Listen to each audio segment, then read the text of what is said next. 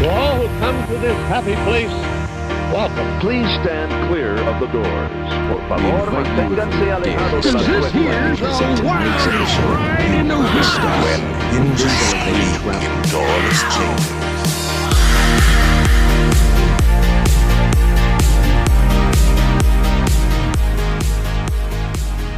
So today on Miles from Main Street, I had the complete honor and pleasure of talking to Tom Thordarson, who was a Disney Imagineer and worked with the likes of Bob Gurr and Leota Thomas. And he spent a lot of time working on Journey to the Center of the Earth. We had an incredible conversation, and I do owe an apology to you and to Tom, because I had a snafu in the recording and we lost some of his great stories. You're going to hear Tom is an incredible storyteller. Not only did he create these rides, but he had to come up with the stories for them too. And it shows in the discussion that we had. I'm so excited to present this one to you. And as you'll hear at the end, he's very gracious. He wants to come back and talk to us more, and I'm super excited to do that. So before we get started, please go and smash that subscribe button and share this with a friend to let them know what kind of fun you're having and the awesome interviews that we've been having. I can't wait to get some of these other guys that Topper and Tom have worked with on the show. But without further ado, here's my interview with Tom Thordarson.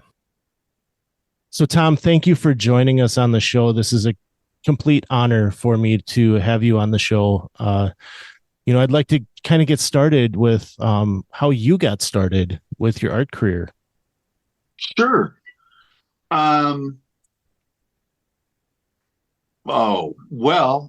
art career, I think, it depends on how far you want to go back, but in a nutshell, I think I have to credit my mom for that and my grandfather, because they always said, when I was a kid, that I was very inquisitive and I was getting into mischief here and there and all that kind of stuff. And so the one way they would get me to just be occupied is they would give me a piece of paper and a pencil and give me something to draw, or tell me to draw.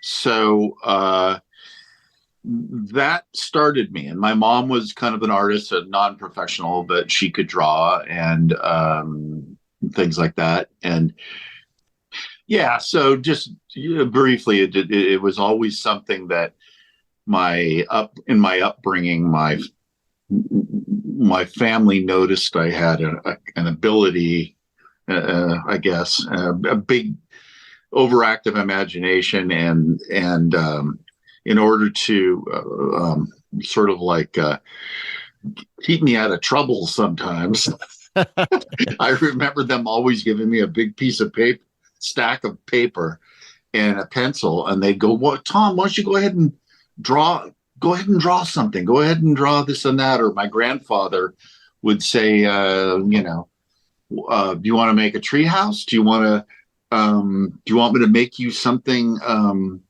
an airplane for your GI Joe, whatever. Well, draw it up and then we'll make it. So I learned at an early age, or at least it seemed like it, that if I could draw something, that it would somehow come into reality, that someone along with me could make something step out of a dream, out of an idea on a piece of paper and become something real. So that's the true seed of what started my career. That would be, to this day, I think the same way. Even though I'm not a 6-year-old child anymore, at least physically, I use the same inspirations, the things that I noticed in the world around me, or that resonate with me or that fascinate me, and those always become my inspirations. And I have a very vivid memory of things, so I observe things and it becomes sort of a database in my brain, that then when I'm all alone, just sitting there with a piece of paper, or now I work in all mediums, digitally, traditionally, everything, sculpturally. But it's the same thing. It's exactly the same thing. It's something that just, resonates with you. And so even if it's someone else's idea, or in my case, I've always been in the position where I guess you could call me a kind of a frontline guy, where when a lot of times even at Disney or at Universal and those places, when they weren't sure what to do, had no idea. Sometimes there was nothing written, anything other than a sentence or a rough idea thought. And I'd have to,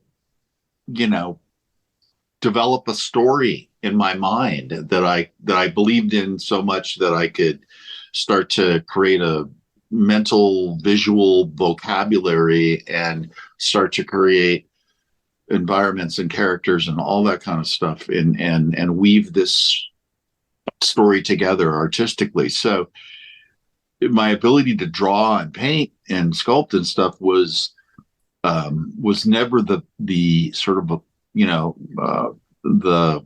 the end. I mean, whereas a traditional artist may use some of those things, but they do a painting and it's a painting. I mean, they're not worried about how it's going to be built. They're not worried about how could I make this something that someone could walk into, actually.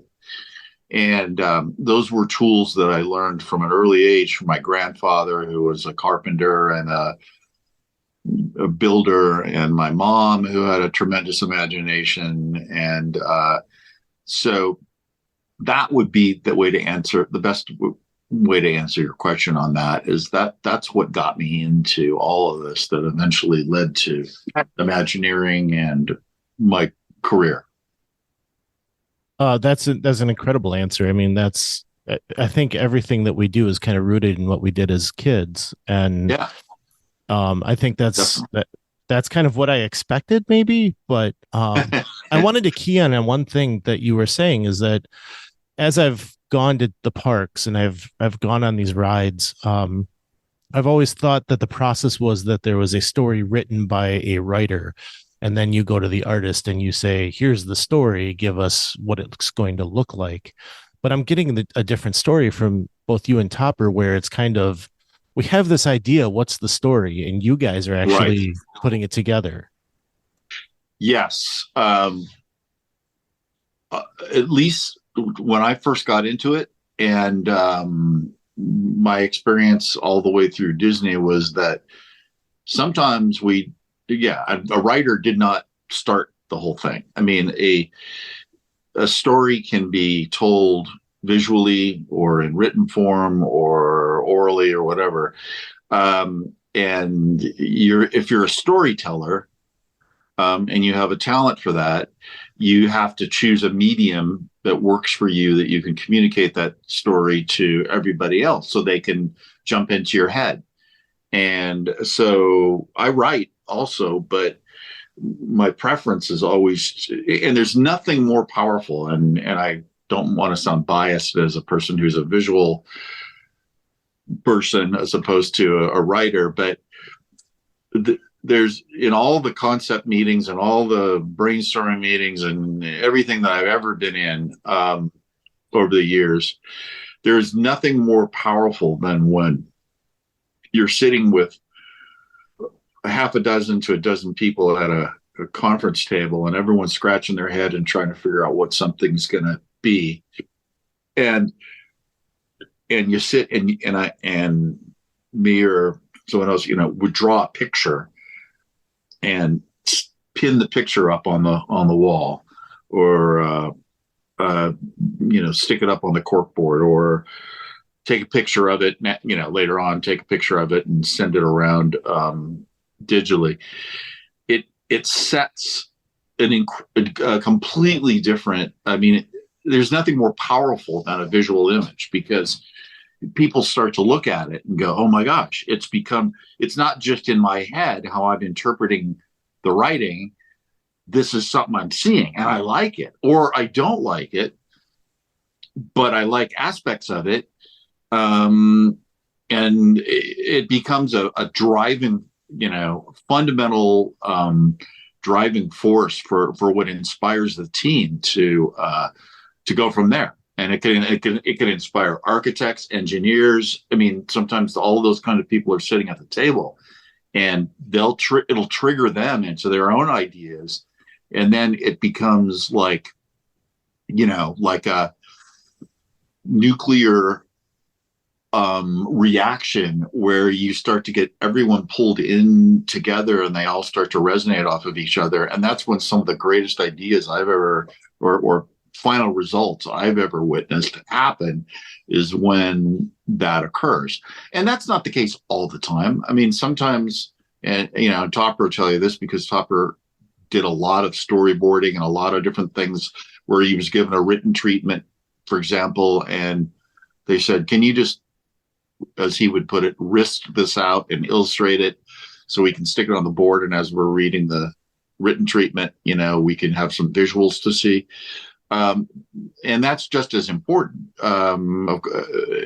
So it comes from different angles. But I've been in situations where they literally have no idea, and I use the term lock us in a room. Where I'd be in a room with another concept artist, sometimes a writer, sometimes I don't know, somebody else creative, and with marking pens, or back when I first started, with pens and pencils and paper, and all day long we would brainstorm ideas, and it was ludicrous. It got so out of hand because we would start to get crazy. We would push concepts to the point where it was ridiculous, where we knew we could never get away with some of these things, but we'd have a ball. And the rest of the world was locked away, and we were in our own little bubble,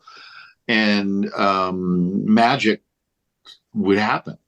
And if you talk to some of the concept artists of that era, which goes all the way back, of course, to the time when Walt had WED Enterprises, and up through the times I experienced in the 90s and up to the early 2000s, it was still that was still a very prevalent.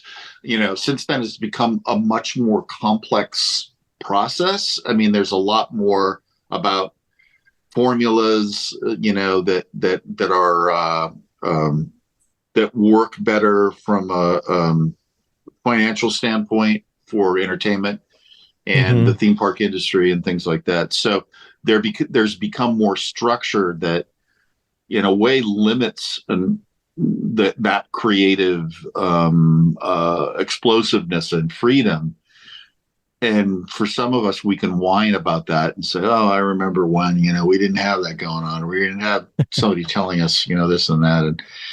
But there's a challenge in that too. Sometimes it's kind of fun to have parameters and go, okay, how can I solve this problem creatively when I've only got, when this budget is so limited, and we've got this written treatment that I may or may not, I find inspiring, but how can I make this into something that's interesting for me? And I think that's the most important thing as a concept designer, is that in the very beginning, the frontline guy, is that you have to find something about it that resonates with you. Going back to the childhood story thing, it might just be a detail. You might be doing something about Texas history, and the only thing that you're fascinated about is Davy Crockett. So you start with Davy Crockett, and then you work your way out of Davy Crockett into learning about the true story of the Alamo and all this other stuff. And then eventually you find, you're solving the problem, but you have to, yourself be invested in it. That rabbit hole, as they like to call it nowadays. Yeah. Yeah. Right. Exactly. The rabbit hole. The rabbit hole. Yeah. So, I kind of elaborated on the fundamental of your question, but that's kind of like all the things that kind of come into play, when it comes to where I began and what started to make me like what I'm doing, as an occupation at that point. So eventually you got to Disney, but you may have hit a couple things along the way before you got there. Oh yeah. Yes. My first job, I went to Art Center College of Design in Pasadena and graduated in illustration, and didn't think anything about theme park stuff, even though I loved it. Loved it, of course. I went to Disneyland all the time and grew up on Disney on TV, the Wonderful World of Disney and all that. But just by chance, I ended up getting involved with a company to do illustrations that had been started. This was at a point, I'd say, in the late 80s. And it was when a lot of the older Imagineers were being let go from WED. Okay. And some of them starting companies of their own. And this particular company was started by Bob Gurr, David Sweninger. Bob Gurr, from the engineering standpoint, at Disneyland and things like that. And Dave Sweninger headed up MAPO, which was the guys who built all the animatronic figures, Pirates of the Caribbean, the Tiki Birds, all that kind of stuff. And another gentleman, Tom Reidenbach, who was in between animator and also a themed architecture, a guy that had from Disney.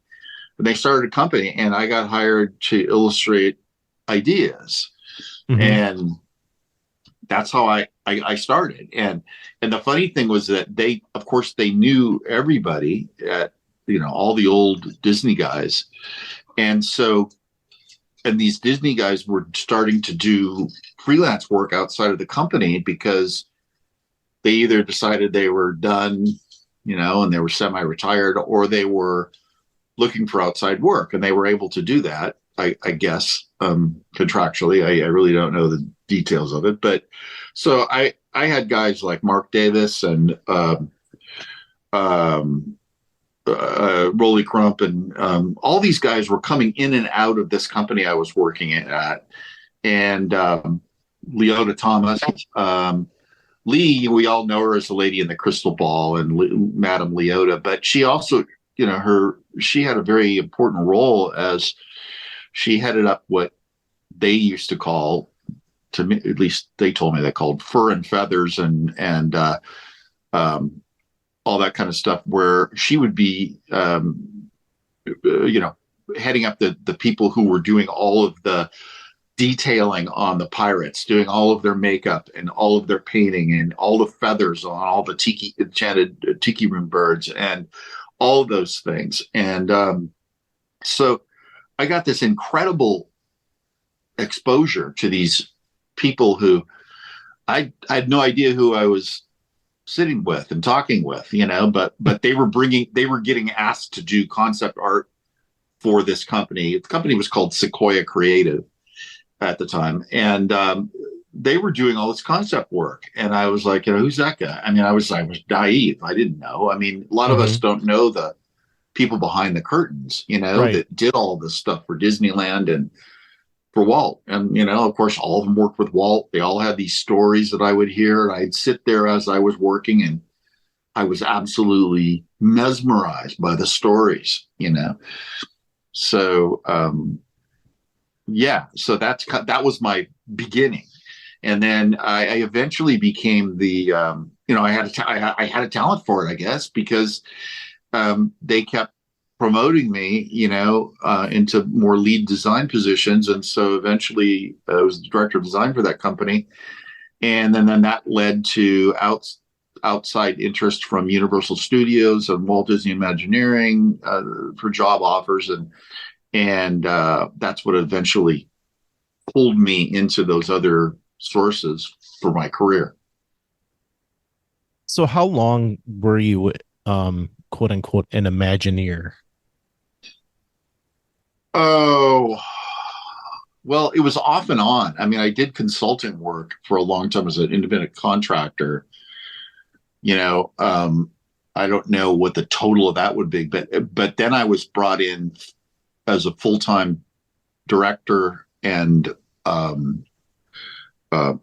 senior concept designer. And that only lasted that was about 5 years that I was a full badged, full-time in-house Imagineer. Okay. But like I said, I was still involved with them before and after that. And then also Disney Stores, which was a completely different division. I was doing concept work for, and actually physically, at one point I took a break.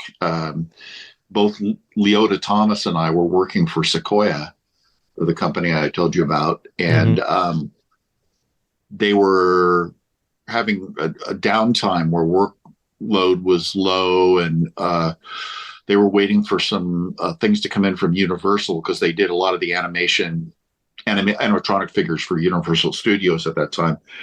And so both Lee and I were, kind of given, we were literally laid off, but we were kind of said, there's no work right now if you can find anything else.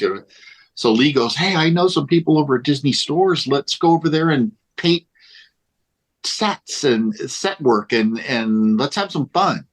And so I joined Lee, and we sat together and painted the various props and different things, along with some other people in Burbank, for the first Disney Stores that were conceived. And that was when every single one was different. It wasn't like they became where it was just like the studio theme, with cameras and snippets of different Disney films.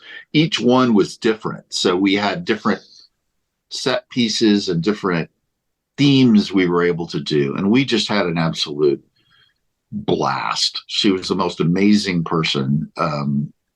I wish more people could know. I mean, so many people know her name, and so many people refer to Leota, Madame Leota, and the Leota effect. But if you really knew Lee, the person, she was the sweetest, absolutely most wonderful, truly magical person you could ever have met.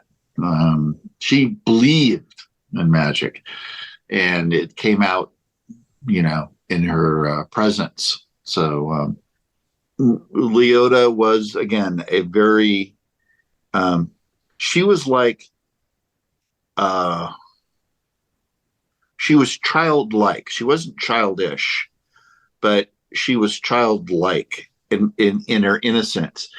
And a matter of fact, she preferred to hang out with all of us. We were all in our early 20s and all that kind of stuff, and early to mid 20s. And she would want to eat lunch with us and everything when she worked for Sequoia, that I mentioned in the first part. And our goal was always to get Lee laughing, because she used to wear these huge, long false eyelashes and a lot of heavy mascara. And even at the age she was at the time, I don't know how old she would have been then, maybe in her 60s. I don't know. But she was so wonderfully immature in her sense of humor, that we'd all eat lunch together, and we would make jokes, and we would do different things, and we'd talk about Lee's, eyelashes, and that they were going to fly off like a couple of moths and fly off into and instead of, not getting it as an older adult, she would laugh so hysterically that I remember, Lee, all the time she'd have this black mascara coming down her cheekbones, because she would be so, having such a great time with us. So immature, like the rest of us, and like a kid. And again, her stories about Walt, we could make that an entire program in itself.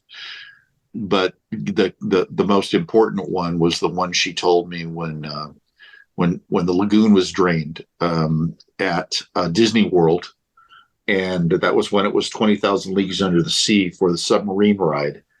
But back Walt had just passed away, she said, and Walt, because she was head of figure finish and all this kind of stuff, was always stopping by, and she used to be in ink and paint, I think, too, in the early days. How she met her husband, how she got married, said after Walt died, Walt always would pat her on the shoulder and say, good job, Lee. When she'd come around and they were doing the Tiki Room birds, and she was painting the pirates, doing the makeup on the Pirates of the Caribbean on their face, and doing all the detail painting and directing the it was mostly ladies, I remember, in there that she was directing. And so she had a really good relationship with Walt. Walt loved her. And when he passed away, and when I knew Lee, she told the story how, when she was down in the dry lagoon at Disney World, when they were refurbishing the ride for the submarines, she had to repaint all the coral so it was a bright orange again, and all this kind of stuff. And which she did many times. Lee was just like always full of paint. When I think of Lee, she was just like always had paint spattered in her face and in her dark hair that she had and everything. And but she said, I was down there alone, and the sun was starting to set, and I was thinking to myself, oh man, I'm exhausted. I've been painting these things all day long. I wish Walt were still here so he could tell me if I've done a good job. And she said she looked up just out of this pit she was in. It was a drained lagoon, and looked up to the Florida sky, and she said there was the most amazing rainbow and cloud formation she had ever seen. She said it was so gorgeous. She just was stunned. And she had just said all this in her mind to Walt. And she goes, I knew without a doubt that was Walt taking his hand and patting me on the shoulder like he used to and saying, yeah, good job. Good job, Lee. You're doing a good job. And that was the type of person, Leota Thomas, if you got to know her, other than the lady in the crystal ball and the bride waving at the end of it, of the Haunted Mansion. Lee was an amazingly magical person.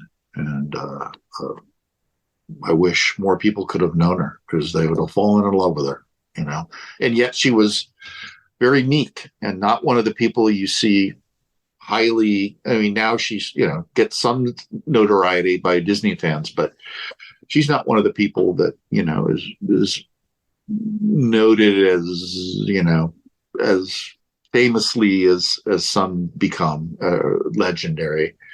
So, and again, that was part of when I kind of mentioned to you that some of the greatest people you'll ever not know, but are affected by at the Disney parks were people that were, that made the magic that, you'll just never know who they are. You'll never know their names. And they were the people that were the most inspirational to me, that when I got to know them, I was like, oh my gosh, this is the person who did this. These are the guys that made that effect or that feeling or that mural or that black light thing that, that always, since I was a kid, I was melted by and enchanted by, and why, I don't know. No one will ever know their names. So I that's something that's very important that for everyone to know, is that there are so many legends, that, quote unquote legends at Disney, that you won't see getting an award, but they didn't really care. They just wanted to make magic, and they were sincerely magic. They were just magic. It's just who they were. And I wish more people could have known them. And but I know they feel them. When they go to the parks, that's what you're feeling. Are those people. Anyway, that's kind of that was that again. I'm kind of highlighting some of the moments that really hooked my lip into that industry, and kept me going, and got me really deeply involved. It seems like you had a really good bond with Leota, and unfortunately, the videos I've seen, it's all from the TV show, and she's mostly in the background. And it's great to hear that, and it seems like a lot of the older people that we haven't really gotten to hear from very much, do have that sincere, sweet demeanor about them. Absolutely. So I love to hear that. And if you want to expand on that anymore, please feel free to do that. I will say that, expanding on that, my experience was that, and I'm trying to figure out the best way to phrase this, but the most influential and magical people that all of the public and all of us feel when we go to Disneyland or Disney World are people who you will never know their names. You'll never see them standing up at a podium receiving an award. You will not see them being called legends, and or their names being written on a window on Main Street. Some of the people I met that I would say were the most magical and impacted things were very, very meek, and they really didn't care about fame and being recognized. They were so devoted to what they were doing that they let anybody and everybody else stand up and take credit for things. And they didn't care. And Lee was one of those people. And another guy named Joe Denton. I want to mention his name. You'll never know who Joe Denton was, but a tremendous mentor to me, who was in there all the time. He was one of those guys that was in there painting all the things you see in the dark rides in Fantasyland, all those beautiful murals, and all the different things in black light that you would see in the first times that Walt had opened up Fantasyland, and Mr. Toad's Wild Ride, and Snow White, and all those rides. And he did signs, and he did all kinds of things. And that's how he and Lee got to know each other, I guess, because they both worked at that time for WED, and they knew each other real well. But Joe was another one of those guys that quiet. You had to pull stories out of him. You just had to pull them out of him. Then when he'd talk about them, you'd go, "Oh my gosh, you did that? You did this? Yeah. But these people, that you'll never know about it. But they're the ones that you feel when you go into the park. They're the ones that really did, really, really honestly, set the magic on fire that we all feel today. So I don't know what word to use. I don't want to say it's unfortunate that these people, have never gotten the recognition that I think that they deserve. But I can say that they certainly did get my respect and admiration. And I learned pretty fast that, some of the most powerful and magical people in that company and other companies are ones that most people will never know about, because that wasn't what they're interested in. They just wanted to make magic, and that was what inspired them. So I'm sure they'd be ecstatic to hear you talk about the respect you have for them. I know as I'm growing older in my career, and having these younger people come in, I kind of wonder if they think I'm just the old guy that's telling them what to do, or if I'm, getting some of that respect. So I'm sure they would love to hear that. And, sure. I mean, yeah, I've always believed in, and I've had, a number of positions where I've had to lead teams creatively in the battlefield. But I always believe that respect is something that definitely is earned. I mean, I would draw on a piece of plywood for a scenic designer who was working on a backdrop or a prop or something, and rather than just wave my arms and talk about it, I would either do a little comp and a little mini painting or a little concept thing, or I draw on a piece of plywood in the warehouse that they were working on, and I always felt that if they were going to respect me, it was because they knew I understood what it takes to take something and turn it into something that's an actual image or a tangible thing. And I think that it's the only reason I learned those skills, I think, is from those people I told you about. They're the ones that got my respect, not the ones that necessarily were in leadership positions because they knew all the right people to surround themselves with. It was the people. It was the ones who I knew. It's like being in, if you were in war somewhere, or if you're in Vietnam and you were being led by your lieutenant, and you knew that he would be the first one to get up out of the trenches and run, towards the enemy with you, or had done it before. You have a lot more respect for those people, and than anybody else, because they don't see themselves as anything else but you, just like you. They're just trying to inspire you. That's how they're leaders. They're leaders because they just inspire you. That's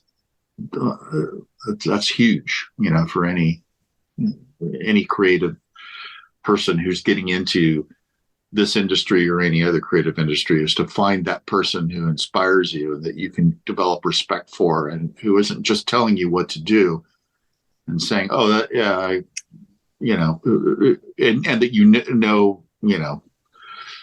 is getting successful because of your talent alone. You start to recognize times where you feel, you need to,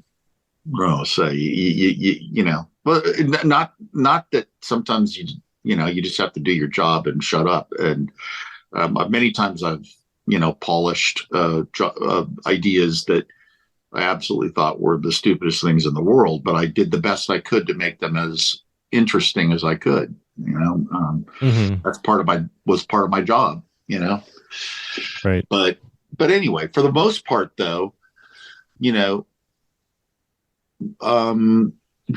start to get inspired by some of those challenges, where at first you're like, oh my gosh, really? They want me to do that, or it sounds like a stupid idea. But then when you go, okay, well, this is going to be kind of fun.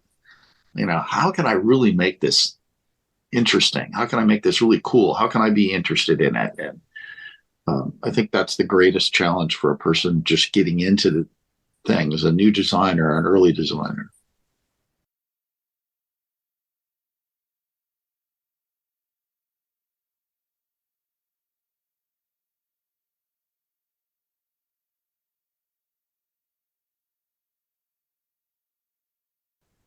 Yeah, so you got involved at Tokyo Disney Sea, doing Journey to the Center of the Earth, and what we had talked about is that you were spinning a lot of plates with Animal Kingdom and with Disney Sea, and Yeah. and you came out with this incredible ride for Journey to the Center of the Earth. Yeah, I wasn't given much to go by. There had been some previous um, renditions suggested when it was going to be a studio tour attraction, and they said you can either be in, work off of this, or you can. And I had just been, I had been given so much freedom. They had, I mean, I'm amazed that they had that much faith in my capabilities. That they said, do there's only a movie with Pat Boone in it, and the story and of Mysterious Island, and of course the movie 20,000 Leagues Under the Sea that Disney did. But other than that, you can come up with any.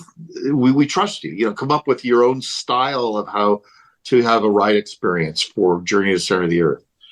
And so I just went nuts. I had an office, and it was wall to wall plastered with drawings and paintings and sculptures that I did, and of what I felt, it could be. And you'll find some interviews or some things online where I provided some pictures where I went down into the Carlsbad Caverns and other caverns and actually did a lot of research. That was when they would really give you a chance as an Imagineer to experience things. I took every possibility with the Rangers to go down as deep as I could and see real stalagmites and stalactites that were, a couple miles down, and all these different things. And so when I did Journey to the Center of the Earth, I had a lot of real experiences that inspired it, along with my imagination. And I came up with the monster at the end. The lava monster was just an idea I came up with based on just a fantasy of what something would be like if it lived down there in those heat temperatures and came from the sea and whatever.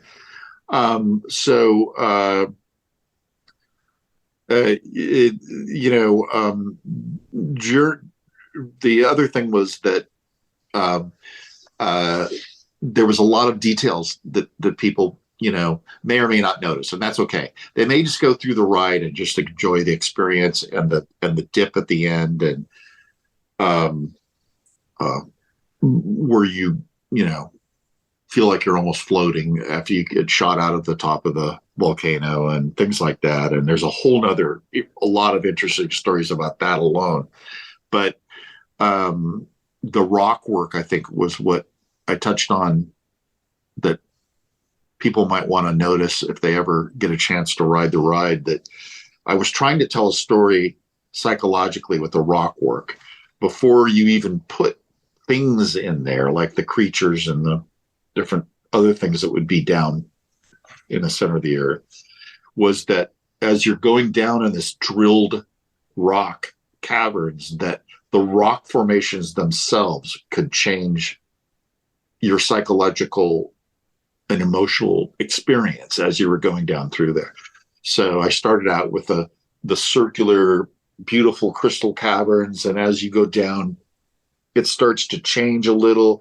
The rock becomes a little more rhythmic, and then it starts to slowly get a little bit jagged, and you notice it's almost like it's being pulled towards something, and until it eventually ends up being the dramatic, jagged, eroded by molten lava, sharp formations that it is right before you get shot out of the end of the ride.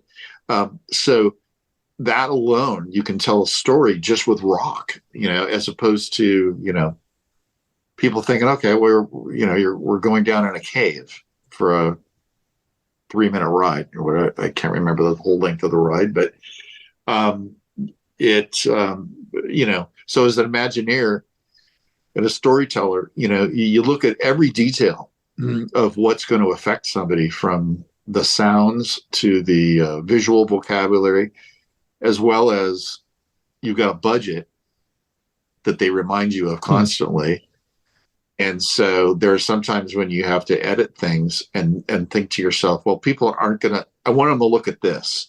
So I'm going to lose this effect that's closer to the ceiling or that's over here, and put my money into this thing, So you have a lot of decisions to make, as a storyteller in an immersive experience. And that journey was definitely a challenge for that. And like I said, I didn't go into the field, as they call it. It was handed off to another art director, who did a great job, Gwen Ballantyne.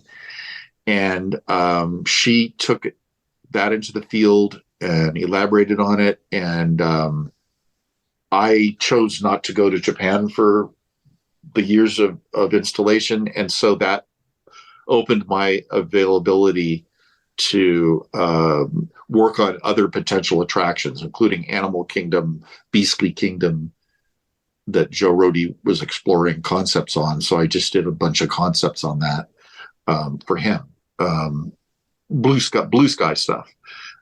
He had me doing for a mythical creature ride and another ride with a dinosaur excavation ride that was a thrill ride with a fast mine car kind of experience.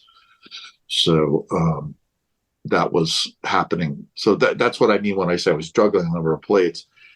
I would get, that's what I thought, although Imagineering was changing at that time, to be honest with you. And that's not what was embraced as much as I thought. I mean, I literally would do what I grew up with, watching Walt Disney and on the program. And he would go to the park and he would hang out and he would talk to people and he would look at what people were experiencing and what they were talking about. He'd eavesdrop. And I would do that. I'd go down to Disneyland and do the same thing, incognito. And I would ride rides with people and I'd listen and I'd go there. And so that's the kind of Imagineer I wanted to be, that I could jump into the front of everything, of any project that someone wanted me to work on, from a blank piece of paper, and then step off of it at a certain point, maybe pop back in and out. But I was more comfortable in the beginning with nothing to work with than maintaining my patience through the 3 to 4 years or whatever it was to make a ride from concept to opening day, so that was more the kind of person where my strength lied, was in the beginning. And that's, I had read in one of those interviews you were talking about, I had read that you would act out in front of a lot of people, like how the ride would work. And you mentioned Walt, and I immediately thought about how Walt would do that as well. So for you to say that you would go into these parks and see what the regular person is experiencing, the guest is experiencing, like, I think that's what all of us Disney fans want to hear, right? Is that you guys are kind of channeling him and you're doing the same things. And so when I read that piece that you were acting things out for people, I thought that was incredible. Well, thanks. It was at a time when the company was changing, though, and they were becoming more aware of because we were being paid pretty darn well. I'm sure they are now. I'm not as involved in with the company in house anymore.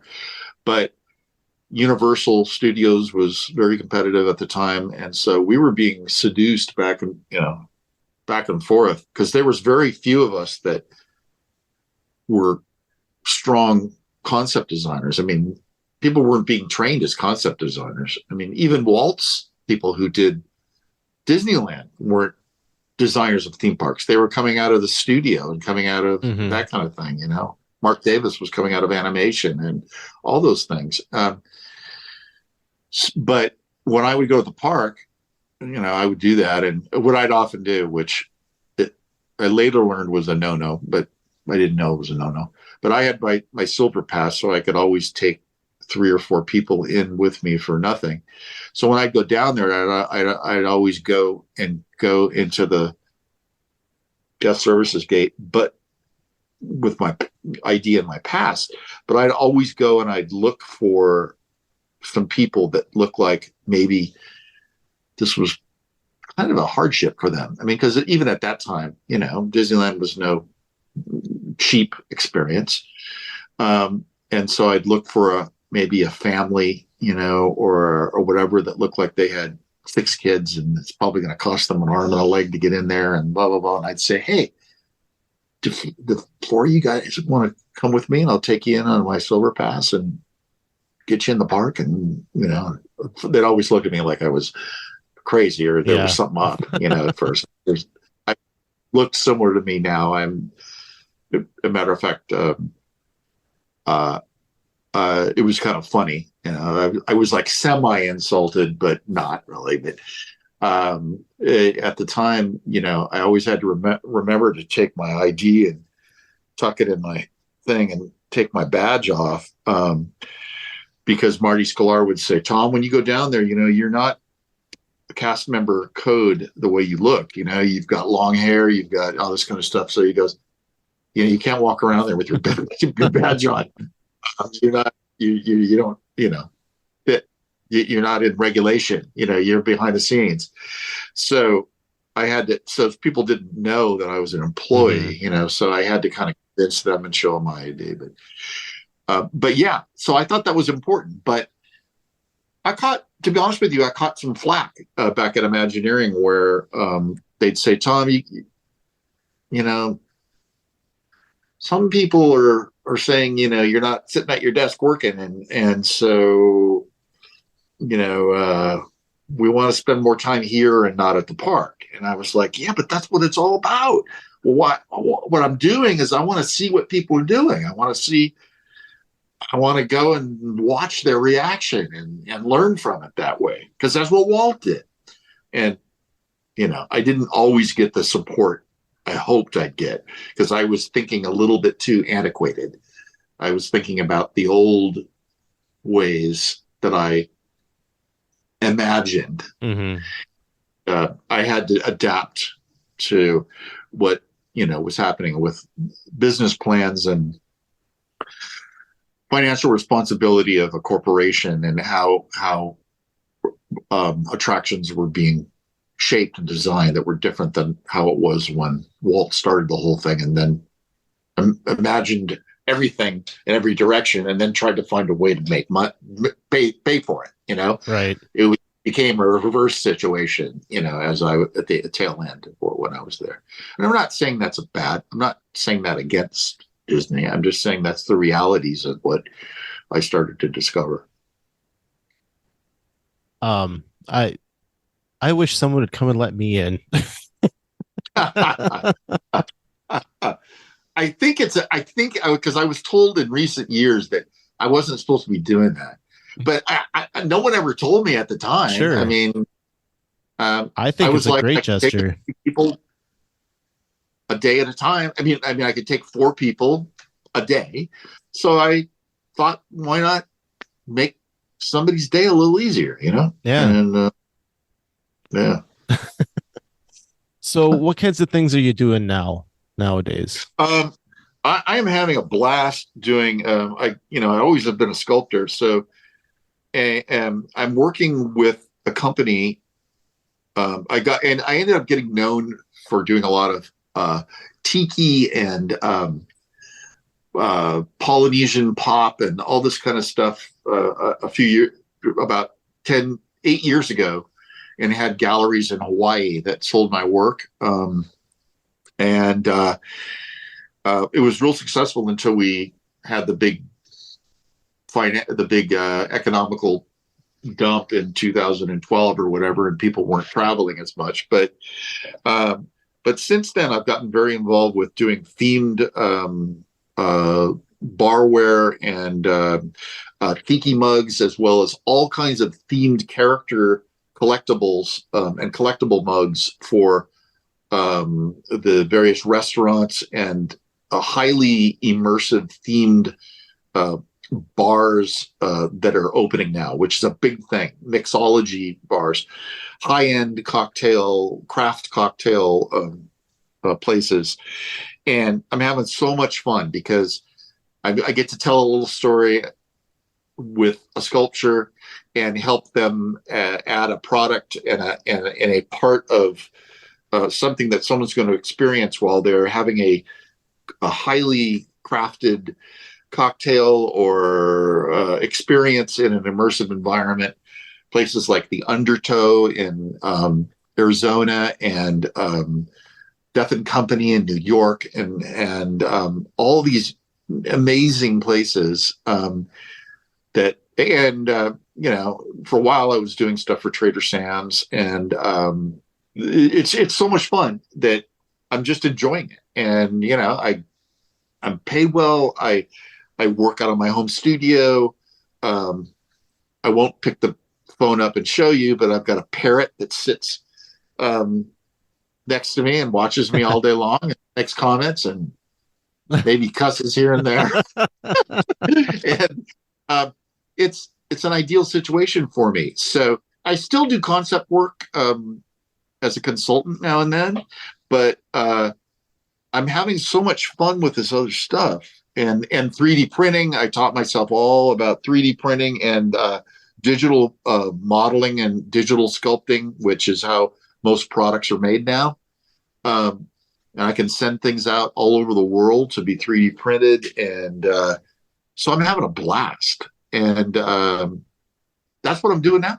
I was out on Tiki Land on their website and saw a series of Haunted Mansion tiki mugs that you had put together. They're amazing. So I just wanted to mention that, kind of send people that way to pick up some of your stuff. Well, thank you. Yeah. I mean, it's like hat tips. I mean, I mean, you know what it is, but you can't do something literal, because there's certain IP restrictions, but sure. You can do hat tips to, as I call it, to different things like that. And since I have such an extensive Disney background, I don't feel too bad about it as long as I stay out of the danger zones. I mean, the stuff that's coming out this year at Tiki Land is just amazing. It's an amazing team. It reminds me of Imagineering when I was there, and incredible talent, incredible devotion. They've been devoted the last 3 years to shaping their company and to something that's doing top-notch stuff. And we've got really interesting clients that are rolling in. And so yeah, I'm a happy man right now. And we'll see where the next chapter leads. I mean, I never knew I'd ever be an Imagineer. So, and I never would have ever thought I'd doing what I'm telling you I'm doing now. But that's the way my career has been. Just going on to the next interesting thing, right? Yeah. So, we talked about Tiki Land, but you've also mentioned some other art you've done. I know that you had some art hanging up in the Polynesian resort. Yes. So if we wanted to pick up anything other than tiki mugs, where might we find you? I've had various publishers over the years, and currently we are building a publishing platform at Tiki Land, but right now the site is kind of, most everything right now, the originals are sold out, and we haven't activated fully the prints to be available. but that's being built, and that's you'll be able to find that through Tikiland or through thorart.com, THORART.com.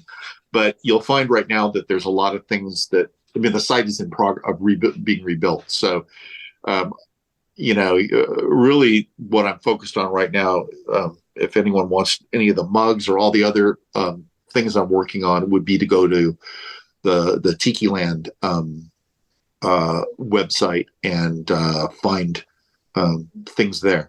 Me and Jeff Granito, who's also an artist, a lot of you guys might know, who does a ton of work for Disney, for Disney Publishing and Fine Art. He and I, are really focused on supporting Tikiland right now, and really enjoying it. Like I said, it's a great group. We have 2 incredible creative sessions a week, and we have ideas that are just coming out of our ears. so stay tuned for a lot. If you like the stuff you're mentioning, you should see some of the stuff that's going to be coming out. It's really going to be cool. It's going to be fun stuff. Oh, that's exciting. I've been recently getting into some of the tiki mugs, so I'll be looking forward to seeing that. So great.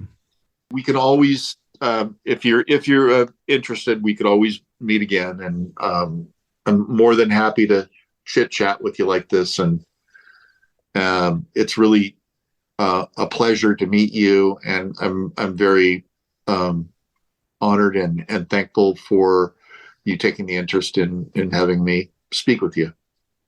Well, thank you for giving us the time and the willingness to tell us all these great stories. It's been an honor for me. So, well, thank you so much. So thank you so much for joining us. Thank you. So yeah, that was an incredible conversation. Tom, thank you again for coming on the show. Until next week, everybody, thank you so much for listening. And as we like to say, some live close, but others don't. So let's talk about it.